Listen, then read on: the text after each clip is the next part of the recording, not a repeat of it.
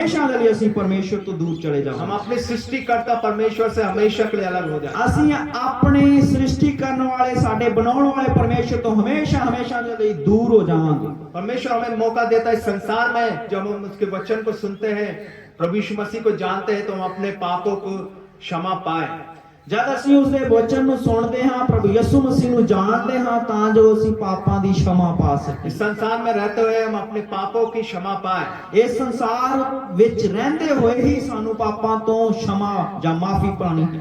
परमेश्वर का वचन कहता है, 6 अध्याय रोमी की पुस्तक रोमिया 6 अध्याय ਉਹਦੇ 23 वचन ਦੇ ਵਿੱਚ ਲਿਖਿਆ ਹੈ, पाप ਦੀ ਮਜ਼ਦੂਰੀ ਤਾਂ मौत है, पर परमेश्वर ਦੀ ਬਖਸ਼ਿਸ਼ मसीह यीशु साडे प्रभु दे विच सदीपक जीवन है। तो परमेश्वर ने पाप का दंड तय किया, वो है मृत्यु।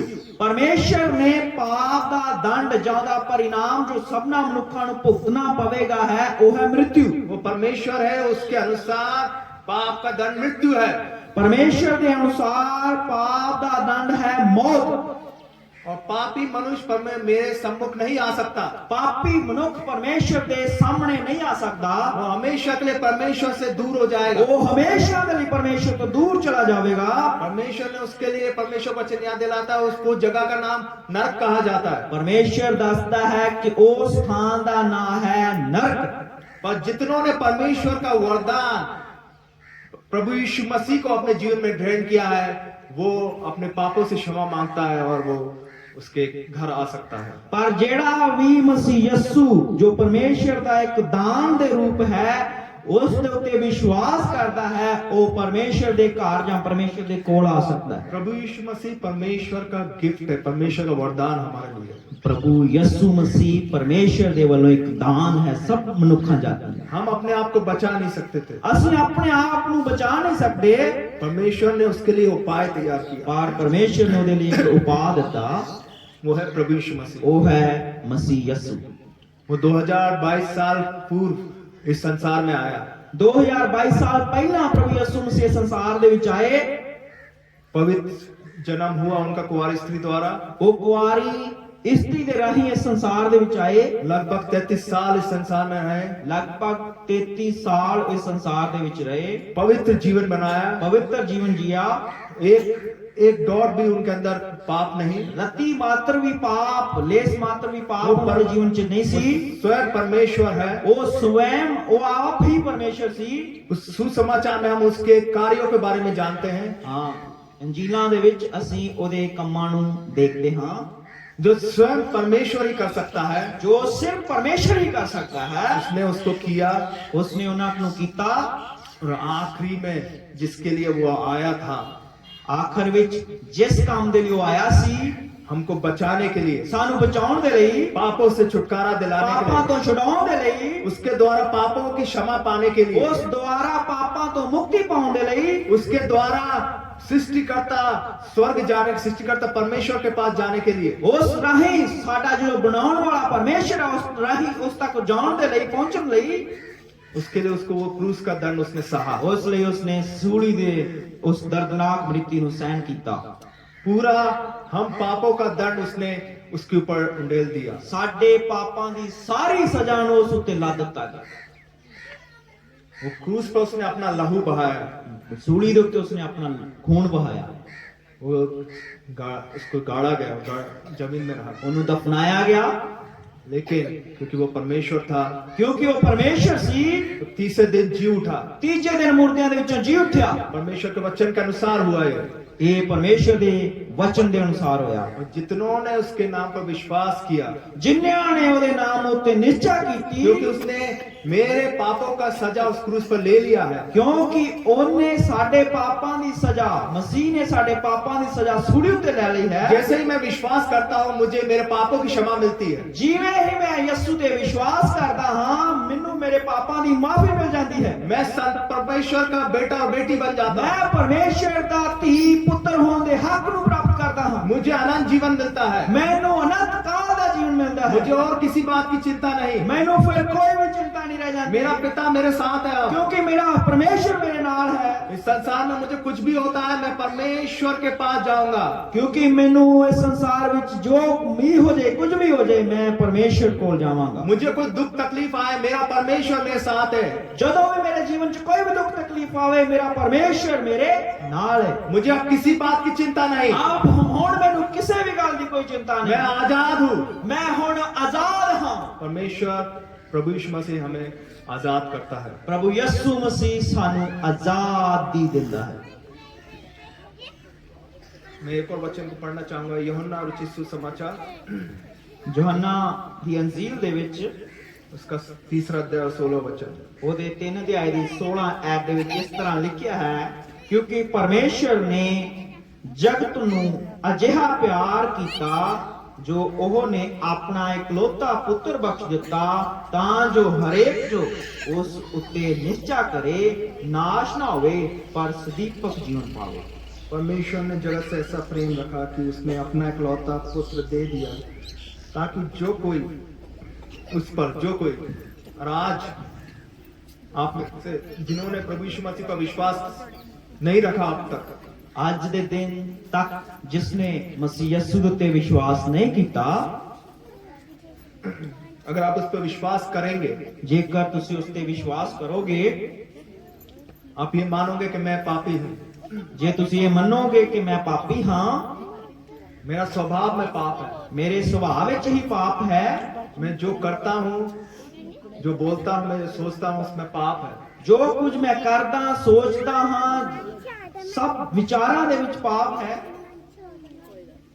और परमेश्वर पाप से घृणा करता है, ਪਰਮੇਸ਼ਰ ਪਾਪ ਨਾਲ ਘਿਰਨਾ ਕਰਦਾ ਹੈ। और मुझे उद्धारकर्ता की जरूरत है, ਮੈਨੂੰ ਇੱਕ ਮੁਕਤੀਦਾਤਾ ਦੀ ਜ਼ਰੂਰਤ ਹੈ। और यीशु मसीह उसके लिए संसार में आया और यीशु मसीह मेरे लिए संसार ਵਿੱਚ ਆਇਆ और मेरे पापों को अपने ऊपर लिए क्रूस पर अपने आप को बलिदान किया। ਮੇਰੇ ਪਾਪਾਂ ਨੂੰ ਆਪਣੇ ਉੱਪਰ ਲੈ ਕੇ ਸੂਲੀ ਉੱਤੇ ਕੁਰਬਾਨ ਕੀਤਾ। वो मेरे लिए मारा गया, गाड़ा गया, तीसरे दिन जी उठा। ਮੇਰੇ ਲਈ ਮਾਰਿਆ ਗਿਆ, ਗੱਡਿਆ ਗਿਆ ਤੇ ਤੀਜੇ ਦਿਨ ਜੀ ਉੱਠਿਆ। आप इस बात पे विश्वास करते हैं ਜੇਕਰ ਤੁਸੀਂ ਇਸ ਗੱਲ ਤੇ ਵਿਸ਼ਵਾਸ ਕਰਦੇ ਹੋ, तो परमेश्वर वचन कहता है कि आप अनंत जीवन पाएंगे। ਤਾਂ ਪਰਮੇਸ਼ਰ ਦਾ ਵਚਨ ਕਹਿੰਦਾ ਹੈ ਕਿ ਤੁਸੀਂ ਸਦੀਪਕ ਜੀਵਨ ਪਾਓਗੇ। परमेश्वर का एक दो वचन और मैं पढ़ना चाहूंगा। ਅਸੀਂ ਹੋਰ ਇੱਕ ਦੋ ਵਚਨ ਪਰਮੇਸ਼ਰ ਦੇ ਪੜ੍ਹਨਾ ਚਾਹਾਂਗੇ। पहला यूहन्ना 2 अध्याय उसका 2 वचन। ਪਹਿਲਾ ਯੋਹੰਨਾ ਉਸ ਦਾ 2 ਅਧਿਆਇ और 2 वचन और 2 वचन। ਪਹਿਲਾ ਯੋਹੰਨਾ ਉਹਦਾ 2 ਅਧਿਆਇ ਤੇ ਉਹਦੇ 2 ਵਚਨ ਦੇ ਵਿੱਚ,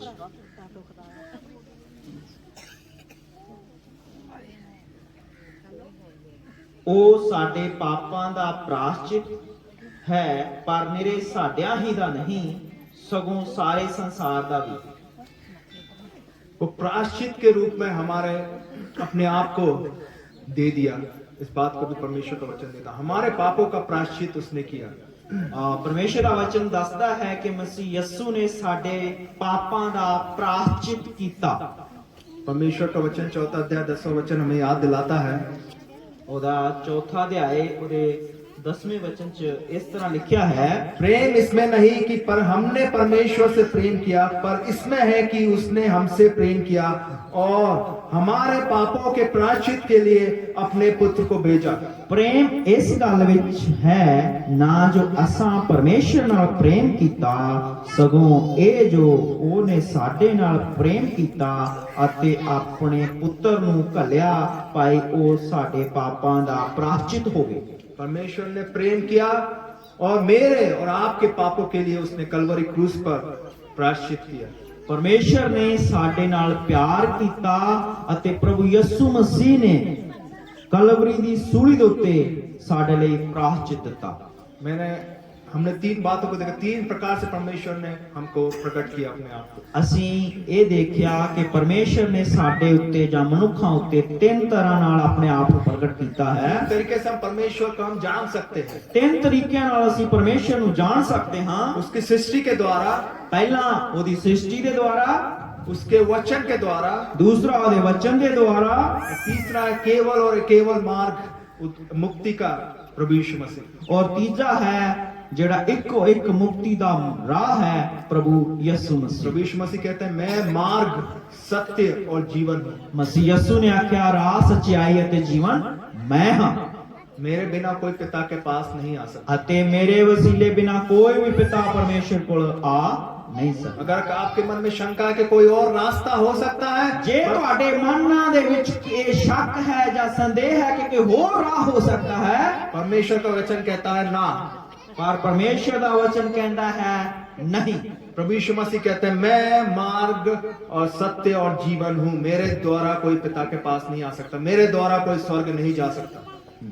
ਪਰ ਪ੍ਰਭੂ ਯਿਸੂ ਮਸੀਹ ਨੇ ਆਖਿਆ ਹੈ ਰਾਹ, ਸੱਚਾਈ ਅਤੇ ਜੀਵਨ ਮੈਂ ਹਾਂ ਅਤੇ ਮੇਰੇ ਬਿਨਾ ਹੋਰ ਕੋਈ ਰਾਹ ਨਹੀਂ, ਹੋਰ ਕੋਈ ਸੱਚਾਈ ਨਹੀਂ, ਹੋਰ ਕੋਈ ਜੀਵਨ ਨਹੀਂ, ਹੋਰ ਕੋਈ ਵਸੀਲਾ ਨਹੀਂ ਜਿਹਦੇ ਰਾਹੀਂ ਤੁਸੀਂ ਪਰਮੇਸ਼ਰ ਕੋਲ ਸਵਰਗ ਵਿੱਚ ਆ ਸਕਦੇ ਹੋ। जैसे परमेश्वर अपने वचन के द्वारा कहता है कि मैं तुमसे प्रेम करता हूँ, ਜਿਵੇਂ ਪਰਮੇਸ਼ਰ ਆਖਦਾ ਹੈ ਆਪਣੇ ਵਚਨ ਰਾਹੀਂ ਕਿ ਮੈਂ ਤੁਹਾਡੇ ਨਾਲ ਪਿਆਰ ਕਰਦਾ ਹਾਂ, देख मैंने तेरे लिए ये मार्ग तैयार किया है, ਦੇਖ ਮੈਂ ਤੇਰੇ ਲਈ ਰਾਹ ਤਿਆਰ ਕਰ ਦਿੱਤਾ ਹੈ, देख मैंने तेरे लिए अपने पुत्र को भेज दिया, ਵੇਖ ਮੈਂ ਤੇ ਤੁਹਾਡੇ ਲਈ ਆਪਣੇ ਪੁੱਤਰ ਨੂੰ ਦੇ ਦਿੱਤਾ, देख मैंने तेरे बोझ को उसके ऊपर डाल दिया, ਦੇਖ ਮੈਂ ਤੇਰੇ ਸਾਰੇ ਪਾਪਾਂ ਦੇ ਬੋਝ ਨੂੰ ਉਹਦੇ ਉੱਤੇ ਪਾ ਦਿੱਤਾ, पूरा दंड उसने तेरे लिए कलवरी क्रूस पर सह लिया, ਪੂਰਾ ਦੰਡ ਕਲਵਰੀ ਦੇ ਕਰੂਸ ਤੇ ਉਸਨੇ ਤੇਰੇ ਲਈ ਚੁੱਕ ਲਿਆ।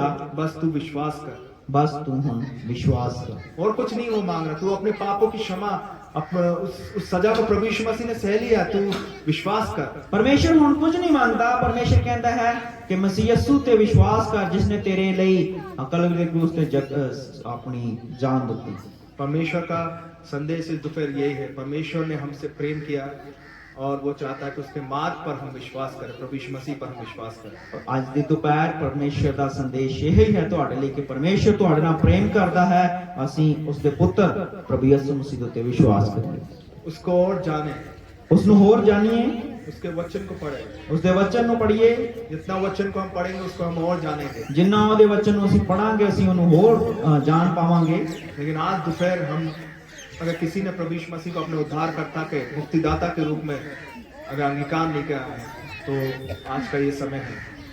ਜੇ ਅੱਜ ਦੇ ਦੁਪਹਿਰ ਇਸ ਵੇਲੇ ਤਾਈਂ ਕਿਸੇ ਨੇ ਪ੍ਰਭੂ ਯਿਸੂ ਮਸੀਹ ਨੂੰ ਨਹੀਂ ਜਾਣਿਆ, ਉਹਨੂੰ ਆਪਣਾ ਮੁਕਤੀਦਾਤਾ ਕਰਕੇ ਕਬੂਲ ਨਹੀਂ ਕੀਤਾ, ਤਾਂ ਹੁਣ ਇਹ ਵੇਲਾ ਹੈ, ਅੱਜ ਇਹ ਵੇਲਾ ਹੈ, मैं इसलिए कह रहा हूँ कि कल का कोई भरोसा नहीं। ਕਿਉਂਕਿ ਕੱਲ ਦਾ ਕੋਈ ਭਰੋਸਾ ਨਹੀਂ। परमेश्वर का वचन कहता है कि एक बार मरना और न्याय के सामने खड़ा होना पड़े, परमेश्वर के, प्रभु मसीह के न्याय के सिंहासन के सामने खड़ा होना पड़े। ਕਿਉਂਕਿ ਪਰਮੇਸ਼ਰ ਦਾ ਵਚਨ ਸਾਫ਼ ਦੱਸਦਾ ਹੈ ਕਿ ਮਨੁੱਖ ਦਾ ਇੱਕ ਵਾਰੀ ਜੰਮਣਾ ਤੇ ਉਸ ਤੋਂ ਬਾਅਦ ਮਰਨਾ ਤੇ ਫਿਰ ਨਿਆਂ ਹੋਣਾ ਹੈ। और इसी संसार में हम अपने पापों की क्षमा हम पा सकते हैं। ਤੇ ਸਾਡੇ ਕੋਲ ਇਸ ਸੰਸਾਰ ਦੇ ਵਿੱਚ ਹੀ ਮੌਕਾ ਹੈ ਕਿ ਅਸੀਂ ਆਪਣੇ ਪਾਪਾਂ ਤੋਂ क्षमा ਪਾ ਸਕੀਏ। तो ऐसा मौका आज परमेश्वर ने दोपहर में, परमेश्वर की इच्छा के अनुसार, परमेश्वर की योजना के अनुसार आप लोग यहाँ पर आए हैं। ਪਰਮੇਸ਼ਰ ਨੇ ਆਪਣੀ ਇੱਛਾ ਦੇ ਅਨੁਸਾਰ ਤੁਹਾਨੂੰ ਅੱਜ ਇਹ ਮੌਕਾ ਦਿੱਤਾ ਹੈ। और ये संदेश आपने सुना है प्रभु यीशु मसीह का, ਤੁਸੀਂ ਇਸ ਸੰਦੇਸ਼ ਨੂੰ ਅੱਜ ਸੁਣਿਆ ਹੈ ਜੋ ਮਸੀਹ ਯਿਸੂ ਦਾ। तो आप खुले दिल से उस पर विश्वास करें। ਤੇ ਤੁਸੀਂ ਆਪਣੇ ਦਿਲਾਂ ਨੂੰ ਖੋਲ ਕੇ ਉਸ ਤੇ ਵਿਸ਼ਵਾਸ ਕਰੋ। जब आप विश्वास करेंगे आप जानेंगे वो कितना भला है। ਜਦੋਂ ਤੁਸੀਂ ਉਸ ਤੇ ਵਿਸ਼ਵਾਸ ਕਰੋਗੇ ਤਾਂ ਤੁਸੀਂ ਜਾਣ ਪਾਓਗੇ ਕਿ ਉਹ ਕਿੰਨਾ ਭਲਾ ਪਰਮੇਸ਼ਰ ਹੈ। आपको मुक्ति मिलेगी, ਤੁਹਾਨੂੰ ਮੁਕਤੀ ਮਿਲੇਗੀ, अनंत जीवन। ਅਨੰਤ ਕਾਲ ਦਾ ਜੀਵਨ। परमेश्वर आप सभी को आशीष दे। ਇਹਨਾਂ ਵਚਨਾਂ ਨਾਲ ਪਰਮੇਸ਼ਰ ਤੁਹਾਨੂੰ ਆਸ਼ੀਸ਼ ਦੇਵੇ।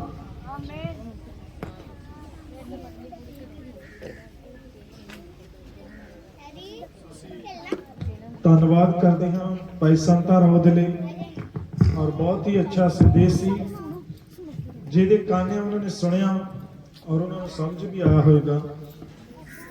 ਭਾਈ ਨੇ ਤਿੰਨ ਗੱਲਾਂ ਦੱਸੀਆਂ ਕਿ ਪਰਮੇਸ਼ਵਰ ਨੇ ਨੂੰ ਤਿੰਨ ਤਰੀਕਿਆਂ ਨਾਲ ਅਸੀਂ ਜਾਣ ਸਕਦੇ ਹਾਂ। ਕਿੰਨੇ ਤਰੀਕੇ ਨਾਲ? ਪਹਿਲਾ ਤਰੀਕਾ ਕੀ ਹੈ? ਪਹਿਲਾ ਤਰੀਕਾ ਕੀ ਹੈ? ਪਰਮੇਸ਼ਰ ਨੇ ਆਪਣੇ ਆਪ ਨੂੰ ਤਿੰਨ ਤਰੀਕਿਆਂ ਦੇ ਵਿੱਚ ਪ੍ਰਗਟ ਕੀਤਾ। ਪਹਿਲਾ ਤਰੀਕਾ ਕੀ ਹੈ? ਸ੍ਰਿਸ਼ਟੀ ਸਮਝਦੇ ਕੀ ਹੈ? ਸ੍ਰਿਸ਼ਟੀ ਮਤਲਬ ਧਰਤੀ, ਆਕਾश, सूरज, चंद, तारे, पेड़ पौधे, पंछी, नदियां, समुद्र और इंसान। ये परमेश्वर की सृष्टि है और ये सृष्टि दसदी है कि एक परमेश्वर हैगा।